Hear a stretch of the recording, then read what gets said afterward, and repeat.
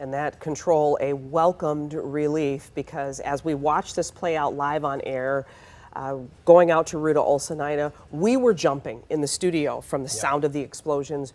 Ruta trying to talk to people out there on the scene, jumping. It was actively happening, still angry and going off. So Ruta, where are we now in this? Yeah, so on this side of the street, we are near 15 and Groesbeck, but away from where the wind is blowing, things have calmed down a bit, and the crowds have started to disperse. We haven't heard as many explosions now. I actually haven't heard one in maybe about 20 minutes, but that's not to say that's the case on the other side of the street, right? So from what you can see, the fire here, it is calming down. It was angry even 20 minutes ago, but on this side, things are looking better, and those firefighters, they were just running back and forth trying to get a handle on this. They were on top of buildings surrounding the explosion, trying to get a handle on it. Aerial views of trying to see what is going on. No, we haven't been able to confirm what exactly caused this explosion. Was anyone inside? But this explosion, it was angry, and we keep repeating that because it's almost like it was a 4th of July show that nobody asked for, and the explosions just kept coming, and the community members around here, every single time an explosion hit, they jumped, they gasped, because it was just that loud, and with it came shrapnel that kept falling down onto the street. So I'm not sure exactly how long these streets will be closed for, but it'll be a while, you guys, because the surrounding area is full of shrapnel glass, things we're not exactly sure what they are. It's almost an eerie feel, because you know how busy this area of Clinton Township is, and I kind of wanted to show you guys how empty this area is now.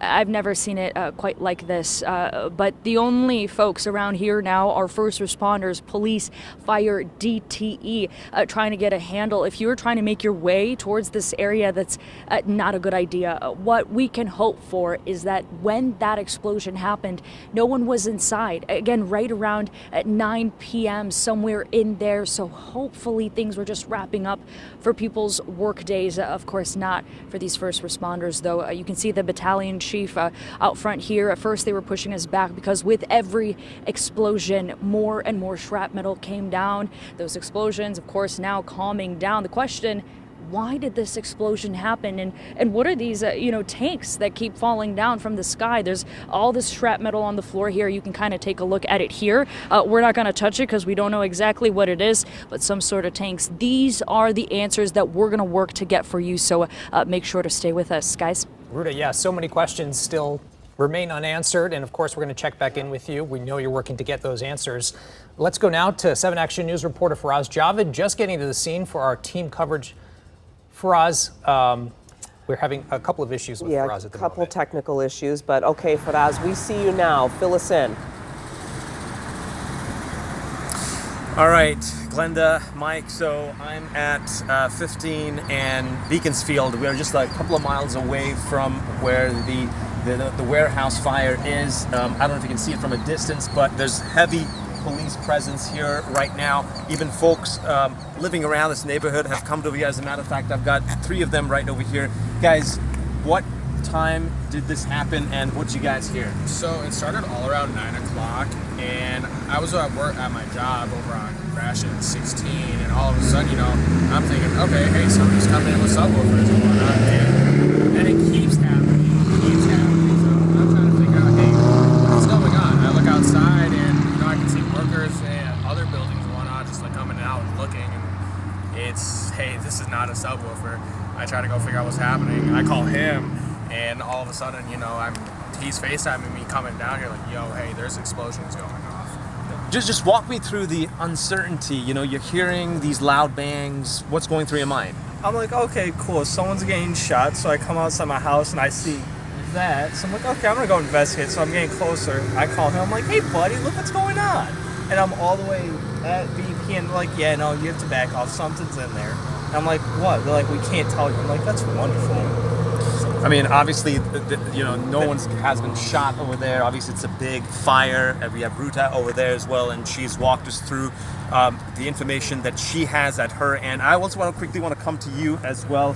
Just walk me through what did you hear, and what was your reaction when you came down over here?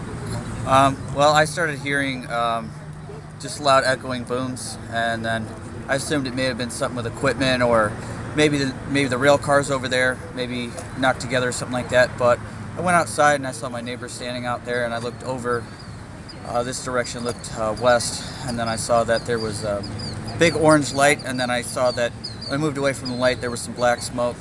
Talked to some people, everybody was hearsay, maybe a gas station or something, but I just figured maybe like a landscaping place got caught fire, maybe some fertilizer, but then I later found out it was the building where the Save-A-Lot used to be. You live in this neighborhood. Have you experienced something like this before? No, I've lived here for quite a while. I've never had something like this. It's probably the most quiet place I've been. All right. Thank you guys. Thank you very much. And once again, Mike, Glenda, we are here at 15 Mile and Beaconsfield, and it's just a mile away from where the warehouse fire is taking place at the moment. We don't see the fire from here right now. We do see some smoke billowing from a distance. It appears from here as if the fire has gone down, but there is heavy police presence here. We are not allowed to go past this perimeter. There are obviously lots of folks down here with a lot of questions to be answered, and all throughout the night we're going to be trying to work that out. Once again, this is the time where law enforcement, fire department do not want to give out a lot of information. They want to make sure they have the right information before any misinformation is spread. And obviously, the more information we have, we will be sharing with you both online and on air. For now, it's back to you. And Faraz, obviously, I mean, a multi-block perimeter. Thank you so much for talking to those young men who obviously feel better now. But even where Ruta is, blocks back, people were pushed, even as they started to show up out of curiosity. Still, law enforcement keeping a safe distance of people out of the area. So let's go now to Craig in Sterling Heights. Craig, tell us about your experience this evening.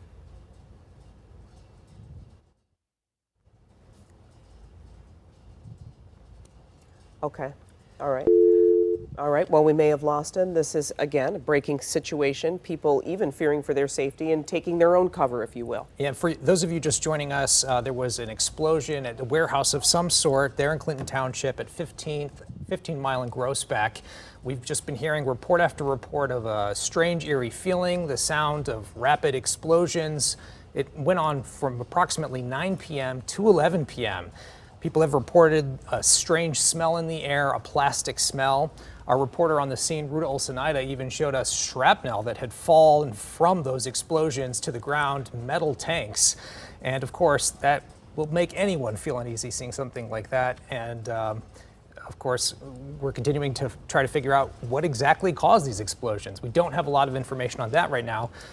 And in the interim, as you're watching this play out from your home or on air or your phone or wherever you're watching this, if you're with us, we certainly appreciate it because we're working as hard to keep you safe.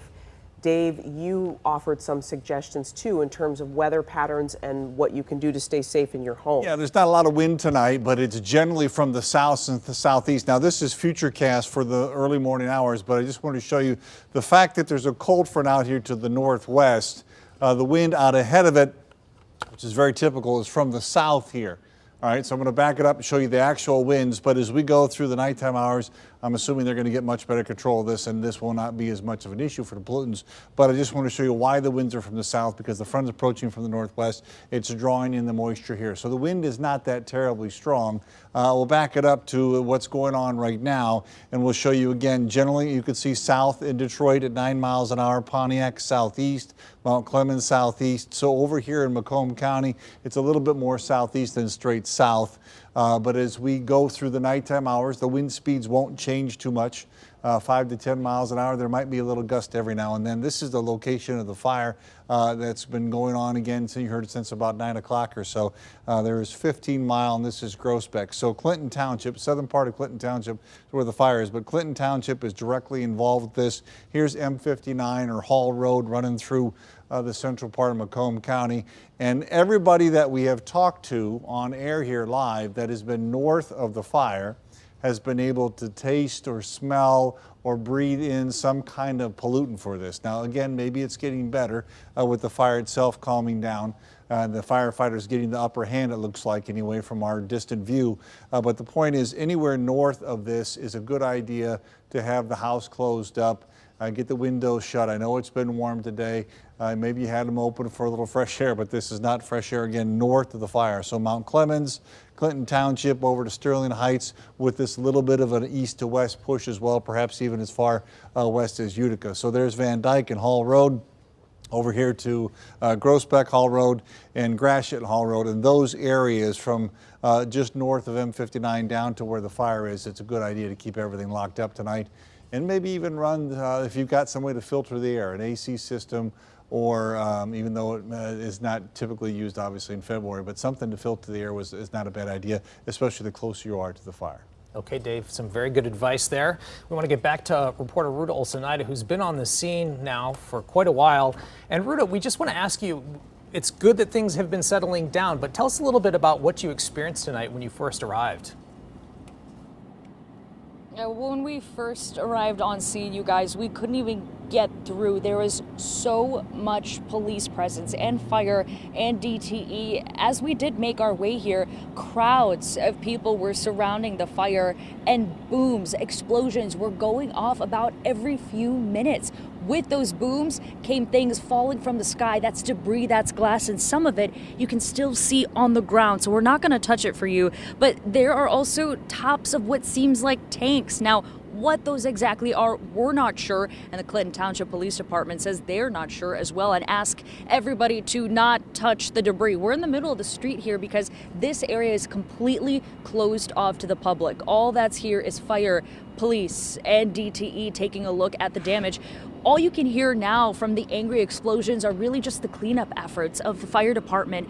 They're working their best. They're going to surrounding businesses, taking a look if there is any damage nearby. Now this damage, it's been extensive to the actual building that exploded, but the surrounding buildings as well. There's ladders on tops of roofs of these buildings, taking a look at if they have any damage, which I'm sure with just the power, the ferociousness of this explosion that there is. But things are calmer now, and of course we take that with a grain of salt, but I think that's the alarm going off for one of the businesses as the fire department makes their way into the surrounding businesses to see if there is any damage. But from what I could describe as angry and ferocious about 45 minutes ago is kind of just a mess now. So much debris behind me, so much water, and that smell that people are talking about. So we're on the other side of the wind direction, so we're not getting as much of that, but there's, you can still feel, it's a different temperature, it's a different atmosphere.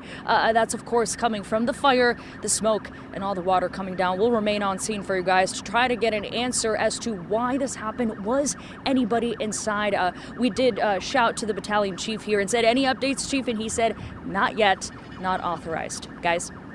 And it is good to feel the calm starting in the air. Ruta, thank you for your coverage. Stay with 7 Action News. We're here for you, WXYZ.com. We are continuing to cover this fire. We'll, of course, bring you new information as it becomes available. We're back in just a moment.